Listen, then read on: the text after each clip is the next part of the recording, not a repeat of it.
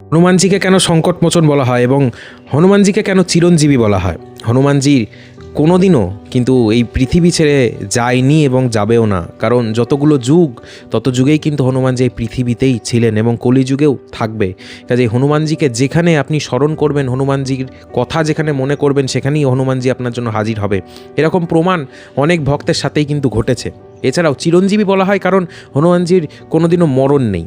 ভগবান শ্রীকৃষ্ণ পৃথিবীতে আসার পরেও চলে গেছেন, ভগবান রামও পৃথিবীতে আসার পরে চলে গেছেন, এবং ভগবানের যতগুলো অবতার, সব অবতারই কিন্তু পৃথিবীতে জন্মগ্রহণের পরে এই পৃথিবী ছেড়ে নিজের ধামে চলে গেছেন। কিন্তু হনুমানজির কোনোদিনও এই পৃথিবী ছেড়ে নিজের ধামে বলুন বা ভগবানের কাছে যায়নি, কারণ হনুমানজি ভগবানের নাম শুনতে খুব ভালোবাসে, সেই রামের নাম শুনতে খুব ভালোবাসে।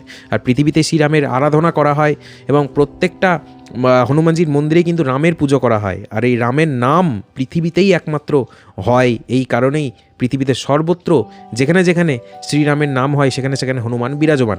তো এখানে একটা বিষয় রয়েছে, হনুমানজির মন্দিরে আমি আমার অনেক ক্লায়েন্টকে, যারা রেমেডি নেন আমার কাছ থেকে, তাদেরকে আমি বলি যেতে মঙ্গলবার বা শনিবার, এবং বিশেষ কিছু উপায়ও আমি করতে বলি। কেন বলি? কারণ হনুমানজি একমাত্র এমন দেবতা বা এমন ভগবানের রূপ, স্বয়ং ভগবানই বলা চলে, যিনি সর্বত্র জায়গাতেই কিন্তু যেতে পারে সেকেন্ডের মধ্যে, মানে within a fraction of second যেখানে খুশি সেখানে কিন্তু পৌঁছে যেতে পারে হনুমানজি। তাই আপনি যত বড় বিপদে পড়ুন না কেন, যত সমস্যায় আপনার জীবনে আসুক না কেন, হনুমান চালিসা মঙ্গল এবং শনিবার করে 3 বার পাঠ করবেন এবং তার সাথে হনুমানজিকে সর্বত্র সব সময়তেই স্মরণ করবেন। দেখবেন কোনো রকম বিপদ বাধা ইত্যাদি আপনার জীবনে কোনোদিনও আসবে না, এটা গ্যারেন্টি আমি লিখে দিতে পারি।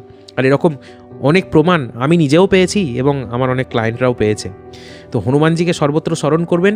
এই হনুমানজি কিন্তু পৃথিবী ছেড়ে কোনো দিন যাননি, যাবেও না, এবং সর্বত্র আপনার কাছেই হনুমানজি থাকবে যদি আপনি স্মরণ করেন। ভিডিওটাকে অবশ্যই শেয়ার করে দেবেন এবং কমেন্টে লিখবেন জয় হনুমান, জয় শ্রীরাম।